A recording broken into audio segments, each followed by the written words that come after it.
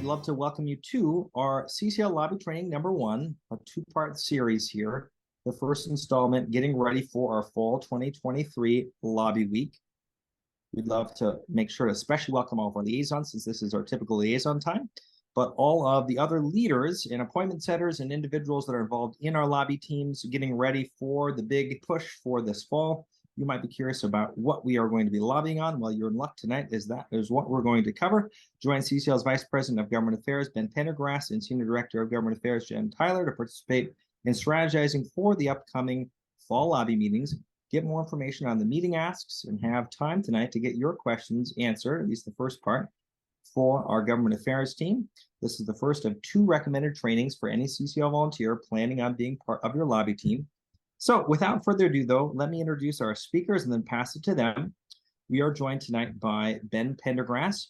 Ben serves as CCL's Vice President of Government Affairs and is part of CCL's Government Relations team here in Washington, D.C. In this role, he works to advance our goals as CCL in Congress, and he comes to CCL with over 20 years of experience in Washington, both as congressional staff as well as a government relations professional. With Ben is the wonderful Jennifer Tyler. Jen serves as Senior Director of Government Affairs and is part of the Government Affairs Relations team here in Washington, D.C. as well. Jen has spent over 7 years in public service, serving as congressional staff. Most recently, she was Deputy Chief of Staff and Legislative Director for Congressman John Katko. Throughout her time as congressional staff, Jen has handled a broad portfolio, including transportation, natural resources, taxes, home security, agriculture, and healthcare. So with that, we are in great hands, as you can hear from our esteemed presenters tonight. And if we've done our job well, you'll walk away tonight with the following 3 learning goals. You'll have the chance for us to be able to explore how the current dynamics in Congress are going to shape how we are approaching lobbying for our fall lobby week.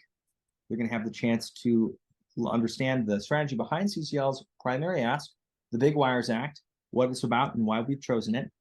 And we'll also review the secondary asks that CCL is making in our lobby meetings, how to talk about them, what the policy details behind these bills are, and how to feel confident heading into your lobby week meetings. And to do that, we're going to start with a little brief introduction. We'll discuss what's happening in Congress, a brief update there. We'll talk about some strategy around our primary ask, as well as how to frame the ask depending on your audience or the office you're meeting with, and dive into some secondary ask discussion before saving time for Q&A. So with an introduction, just a quick little reminder on my end before passing it to Ben, that all CCL trainings are posted at cclusa.org/YouTube by the next day, gearing up for the specific week of November 6th through the 10th. And Ben and Jen can tell you a little bit more about the strategy behind that timing. But know that that is what we're referencing when we're talking about Fall Lobby Week. It's November 6th through 10th in 2023. All appointments are happening virtually, and they're being set by our congressional liaisons. Many of you on the line here, thank you all for the work that you're doing, or somebody that they're designating. If you need help and you're on tonight and you're curious what the plan is for your local meeting, reach out to your group leader or your state or regional coordinator, and they can fill you in. We also have a wonderful meeting plan template that you can use to prioritize everyone's ideas for the meeting. And key items, as always, include an appreciation, a primary goal, our secondary asks, and open-ended questions. And that is, as Mindy is saying here in the chat, something that we've been doing a great job in the liaison meetings leading up to tonight. So we're not going to be diving as much into that, but it is a reminder is available. And for the fall lobby drive, we're encouraging lobby teams to be created by the local meeting lead. So we're still using the appointment setter to be able to track all the meetings happening, but they're being scheduled with your local lead. So don't expect national to be sending out a schedule for people to actually have kind of assigned. You're going to be able to work with your local team for that. And if all else fails and you've reached out to your group leader and your state and regional coordinator and you're still curious, you can ask the liaison coordinator, and that is liaison.coordinator@citizensclimatelobby.org. And the amazing Jen and Mindy will make sure to get to you to support your needs. So with that, though, I'm going to pass it back to you, Ben, to give us a little introduction and launch us right into tonight's training. Great. Thank you, Brett. And really thank all of you guys for being here tonight on a Monday evening. I know there's a lot going on in people's lives.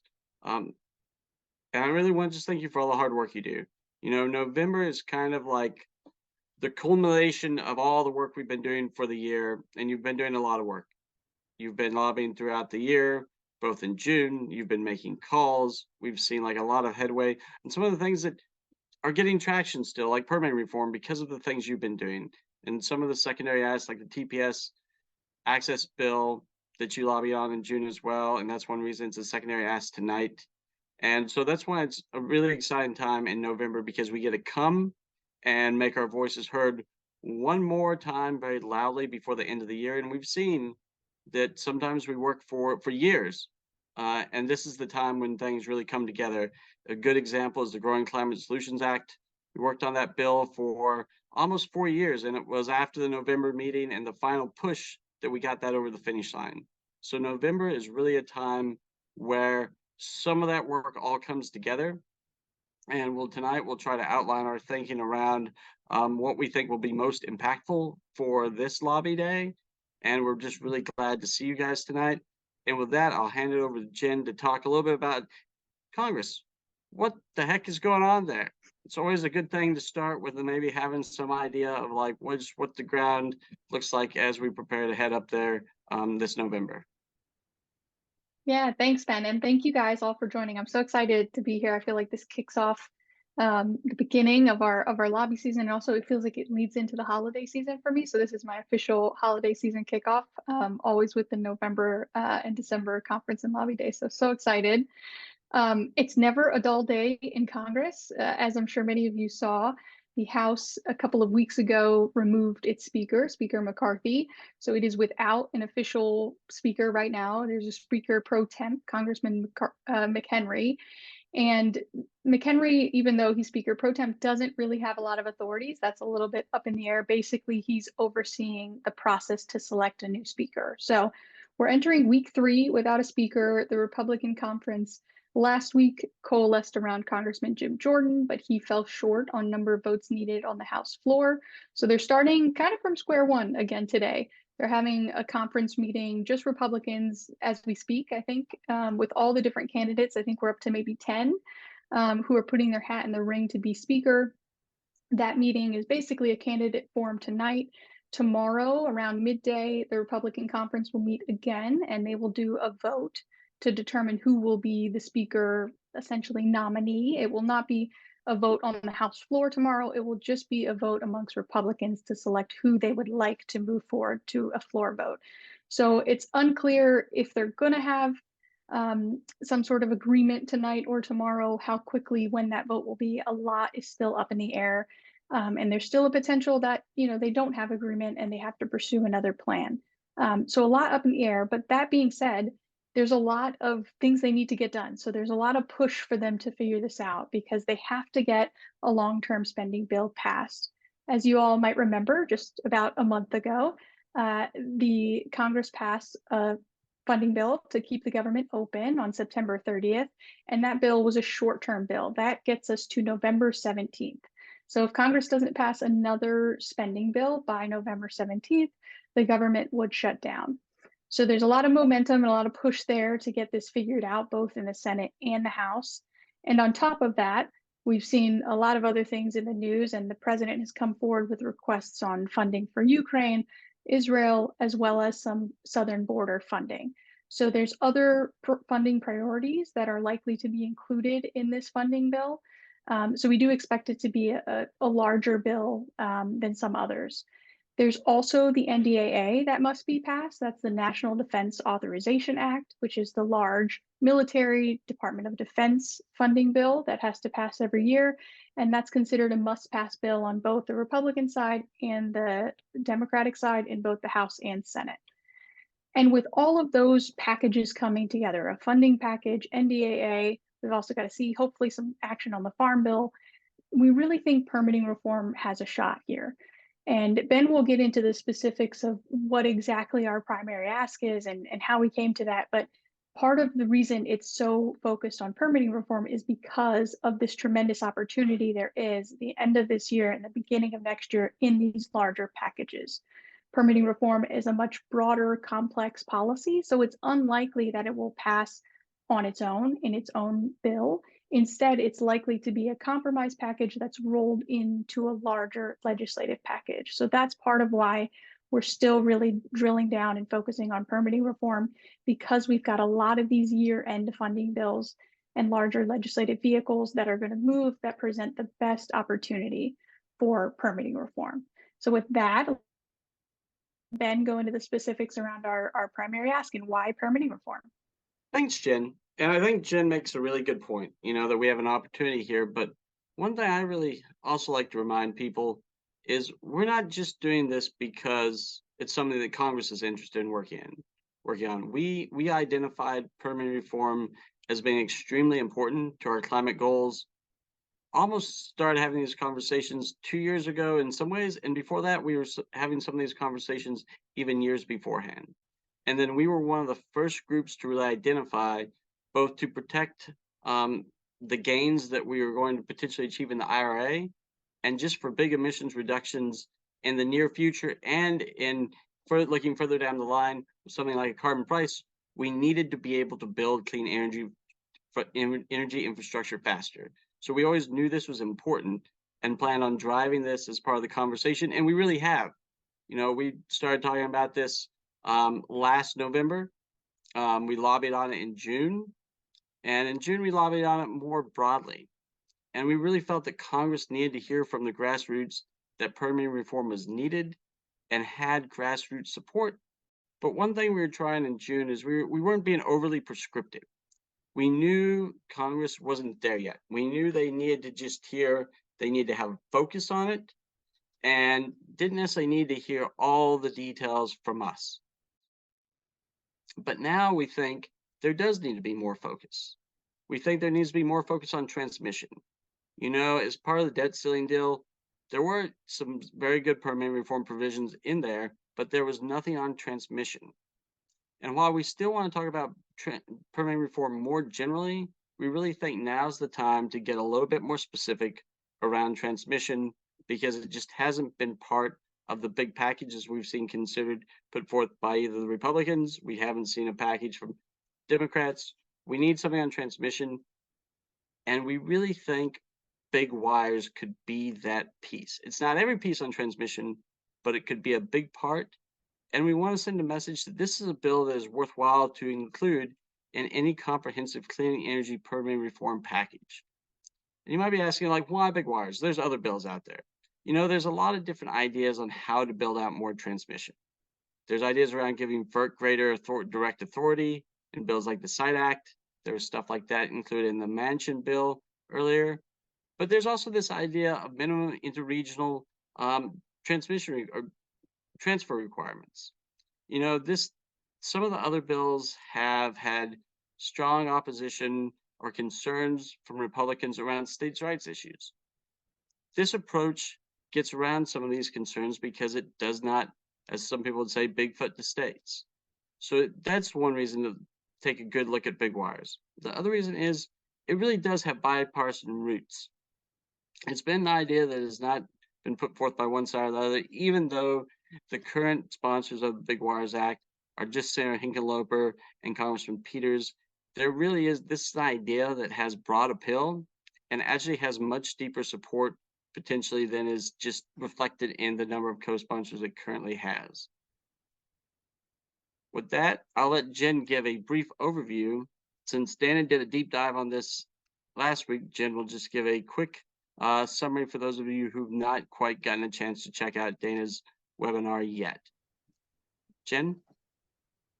Thanks, Ben. And yeah, I do encourage you all to really check out Dana's talk last Thursday if you haven't already. He did a great job going into a lot of detail and answering a lot of questions and some nuances about the transmission bills that are out there. But Big Wires Act, what does it do? Well, the large overview is that it's allowing regions to have the capacity to share power. So there's different regions broken up in our country that all have their own kind of autonomy, their own grids that they control. This bill would make sure that they have the capacity to share that power. It would require them to have that capacity, the ability to share. Specifically, it requires regions to be able to transfer 30% of their peak demand between each other. Now, there's some changes for regions that have lower transfer capabilities. It might take them longer to get to that point. And the bill also does not apply to the Texas interconnect. So there's some specific changes.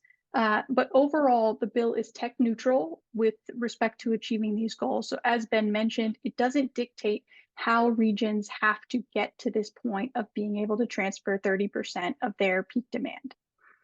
Now, that means regions can do this in any number of ways. It doesn't say how they have to pay for it, what technology they have to use, anything like that. But specific tools we expect them to use, different things we expect to happen, we definitely are expecting to see new transmission lines and upgrades to existing facilities. We're also expecting grid enhancing technologies such as advanced power flow controls that allows them to move the power going in one direction back to the other direction, or dynamic line ratings that allow them to change how the lines are operating based on external weather events. We're also expecting more energy efficiency to reduce peak demand, as well as new generation or storage that's going to free up capability to move power. Now, the regions themselves, as we said, they're responsible for deciding who builds and who pays for any new transmission lines. So it's just stipulating they have to be able to share this 30%, but not how they get there. Benefits of this bill. There's a number of them. I think one of the biggest ones that really is appealing to both sides of the aisle, to the House, the Senate, all over the country, is improved reliability.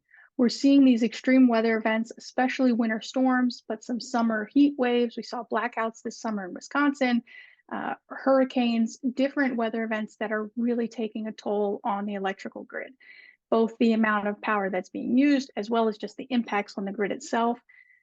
This bill is going to increase the electrical grid resilience against those extreme weather events. So if one region is being hit with a storm, another region can help supply them with power and vice versa.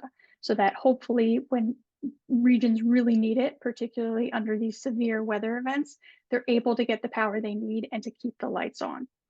Second, it's going to reduce costs. If we allow regions where power prices are cheap to sell to regions where it's more expensive, that's going to increase the amount of power available in these expensive areas and thus reduce costs.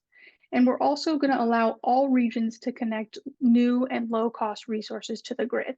That's ultimately going to bring down the cost of power, including connecting things like solar and wind and a lot of renewable energy that currently is having a tough time connecting to our old aging grid.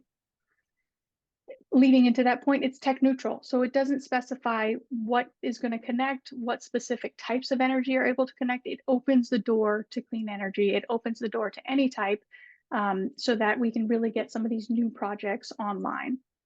And lastly, it's going to facilitate the build out of transmission.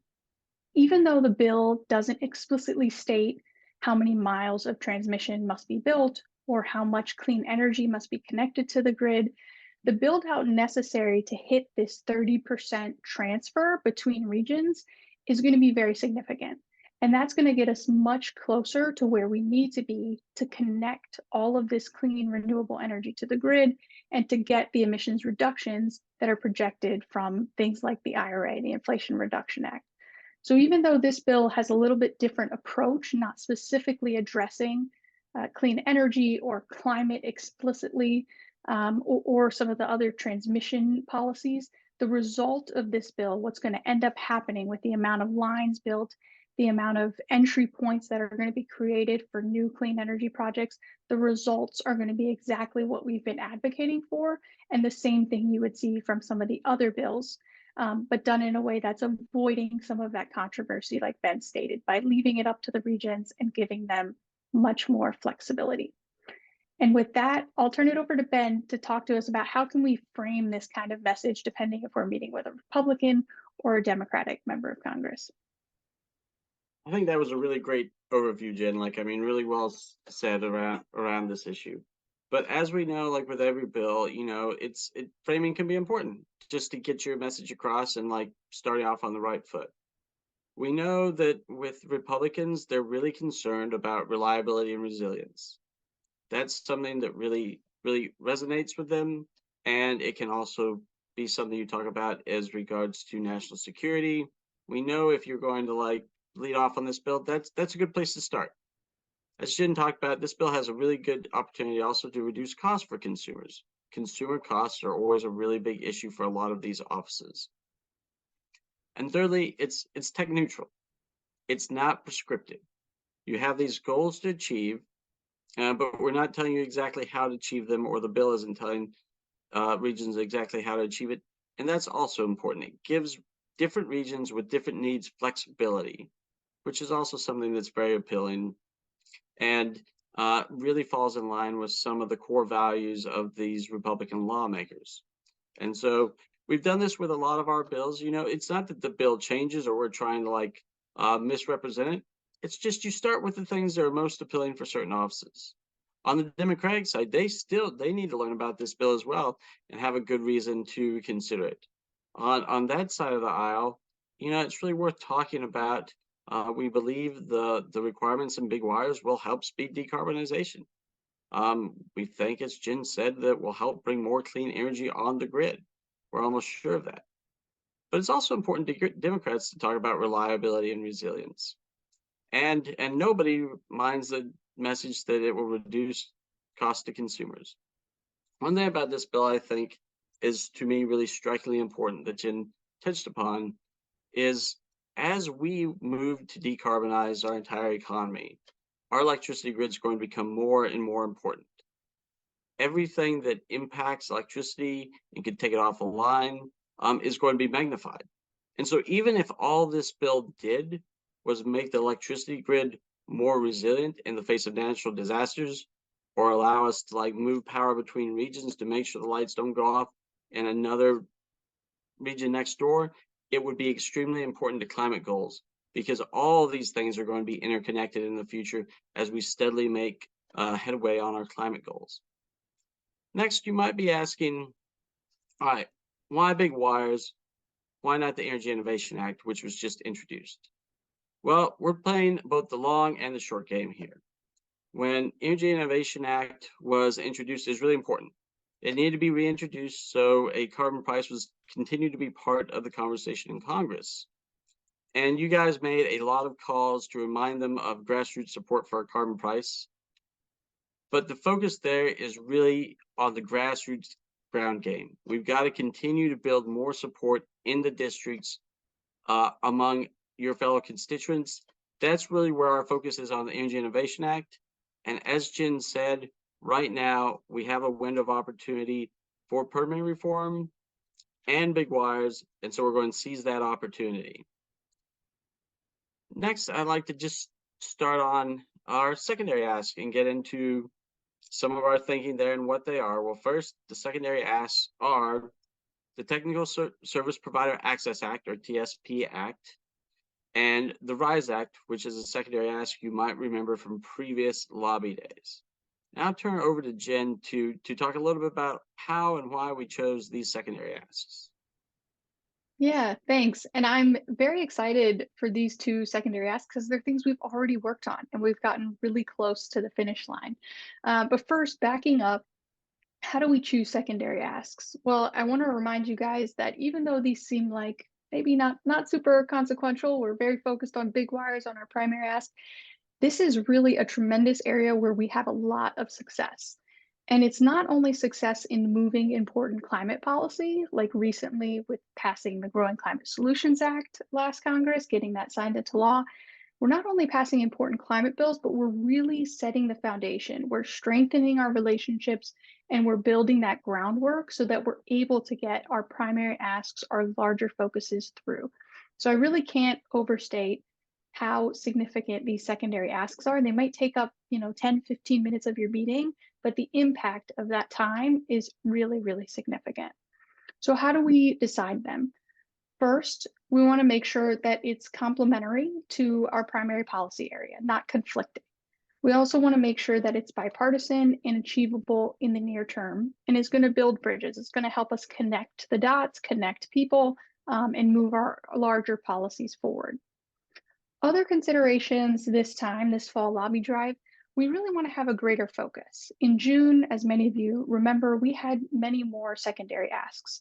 And we really took note of that. We watched what was happening afterwards, how many co-sponsors, what were the notes and feedback we were getting, and we learned and we're adapting from that process. We had so many secondary asks that our impact was a little more diluted. So we're pivoting this time, we're narrowing it down to just 2. That way we have much stronger focus and a larger impact on those 2 bills. And why those specific bills. We'll talk a little bit about what those bills do, but in terms of why we chose TSP Access Act and the RISE Act, for the TSP Access Act, it's a prime candidate to be included in the Farm Bill.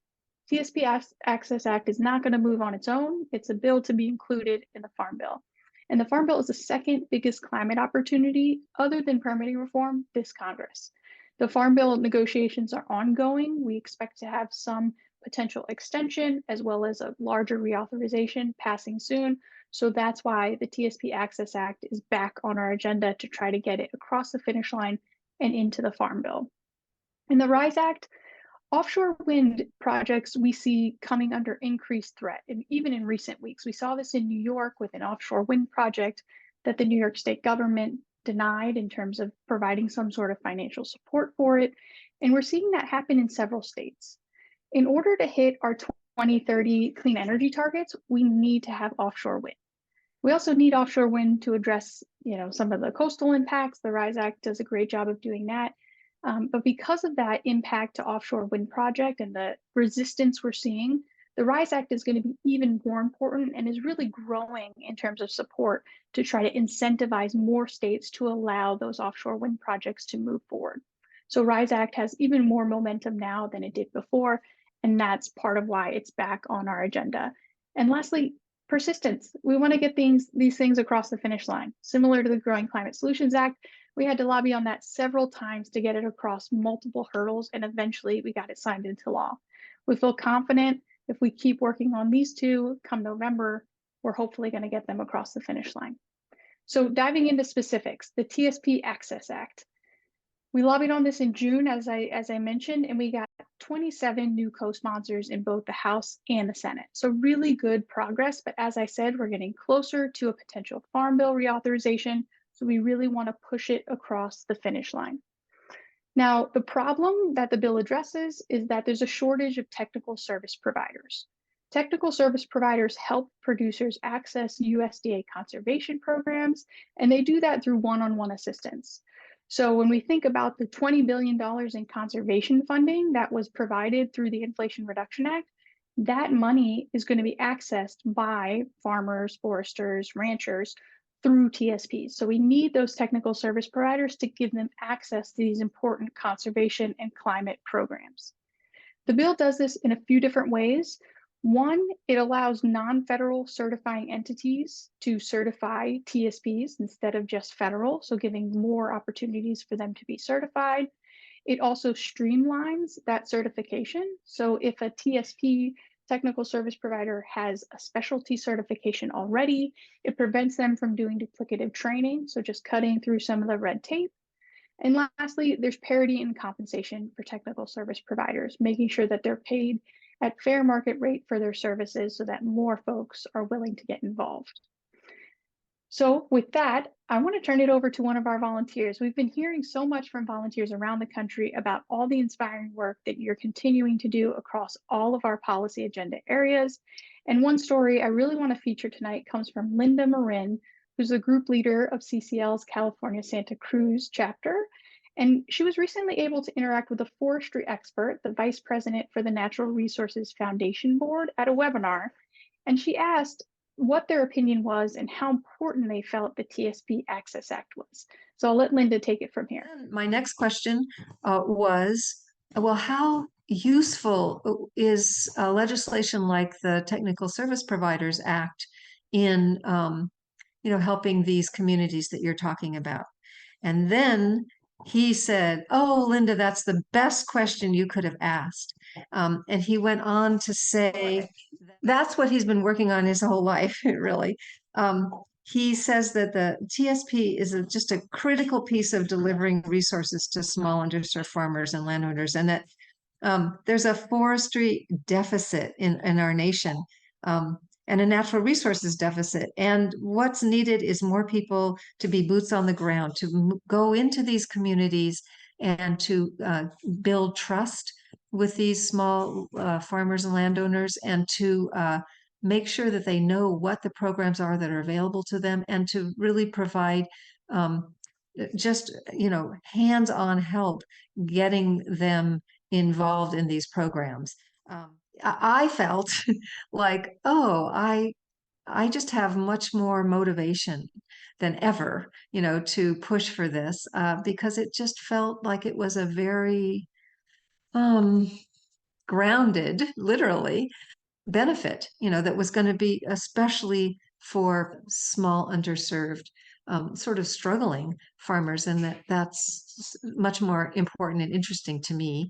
So I felt very aligned, with what his advocacy was, and it's these communities that we should be sure that we are helping and addressing and valuing.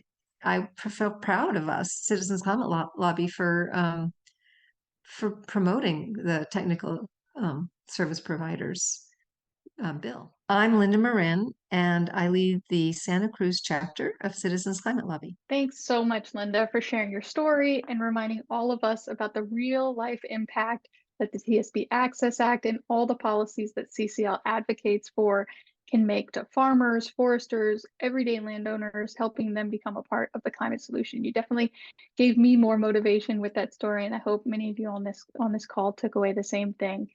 And with that, I'll turn it over to Ben to talk a bit more about the RISE Act. Thanks, Jen. That was great. That was a great overview of why we choose these secondary asks and try to make our voice the most impactful as it possibly can be. And Jen did a really good job of kind of laying out the context for why we're going back in on RISE one more time. So I'll give just a brief overview of what RISE does and the problem it seeks to really address. Under the current law, all revenue earned from offshore wind leases and generation that are beyond state waters just goes to the federal government, to the general treasury. However, for offshore oil, some of this revenue goes back to the states, and this simply provides a incentive for states to prioritize offshore oil and gas instead of offshore wind. The bill also does something else. It provides funding for coastal resilience and conservation. So one thing that the RISE Act would do, which is very important, is it would direct 37.5% of offshore wind revenue in federal waters to neighboring states. This would develop a dedicated funding stream for coastal infrastructure and resilience to safeguard vulnerable communities and businesses most threatened by sea level rise and coastal erosion. These state funds can be used for a couple things. They can be used for coastal restoration, hurricane protection, or infrastructure. It can be used to mitigate damage to fish, wildlife, or other natural resources, including through fisheries science and research. It can be used to implement a marine, coastal, or conservation management plan. And those are the big things of why we like the RISE Act, because it addresses two big issues. It creates an incentive for states to want to have offshore wind because they will get these revenue sources. And it also helps coastal communities in the face of all the climate impacts we know that we're seeing now and are coming in the future. It does a couple other things. It does amend GOMESA, which is the part of law that has revenue sharing for offshore oil, by eliminating the state revenue cap, which currently stands at $375 million. That's a compromise. But as part of that, it also lifts the Land and Water Conservation Fund's stateside funding cap of $125 million. So what this means is that some of that oil and gas money that goes to great things like protecting more public land in inland states and conserving wildlife, more revenue will flow to that fund as well. And so that's the brief overview of RISE. I know we've covered it a couple of Congresses, so I'm sure most of you are pretty familiar with the bill, and hopefully with this one last push, we can get it over the finish line. It's really more important than ever. With that, I see we're coming up towards the latter half of the hour, and we want to preserve some time for questions, even though we will preserve all next Thursday or this coming Thursday just so you guys can digest all this. Hopefully I have a chance to watch Dana's webinar specifically on big wires. You can come to us with questions, digest all this information, and we'll be ready then, but we'll have some time for thoughts for questions in just a few moments. But I'm really excited for this lobby day. I know you guys have been working hard all year long, and let's do one last push and see if we can get some wins for the climate. And we hope that you found tonight's training empowering and useful, and really just getting you set up with your team to have that confidence and success heading into your lobby meetings.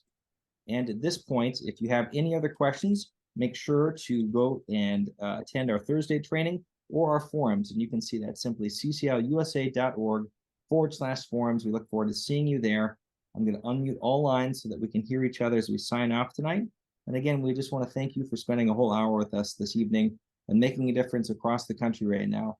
These lobby meetings are going to be high impact, help shift the conversation forward, and they wouldn't happen, frankly, without your involvement. So thank you all for making a difference. Stay safe, and we'll see you Thursday, everyone. Thank you all. Thank you. Thank Thank you. you. Thanks, Brett. Good night. See you, friends. Thank you. Thank you. Great job, guys. Bye, everybody. Great job. Thank you for listening to this episode of Citizens Climate Lobby's training program. You can tune into more episodes anywhere podcasts are available. Inspired by what you heard today? Join Citizens Climate Lobby to advocate for bipartisan climate solutions. Go to community.citizensclimate.org to find more trainings, resources, your local chapter, national action teams, discussion forums, and more. Be sure to like our Facebook page and follow us on Twitter and Instagram @CitizensClimate. We also invite all of our listeners to subscribe to our YouTube channel for more inspiration. Like what you hear? Recommend us to your friends and make sure to give us a 5-star rating. It helps us show up on other listeners' feeds. Feel free to pass on any suggestions for future episodes in the comments as well. And together, we are creating the political will for a livable world.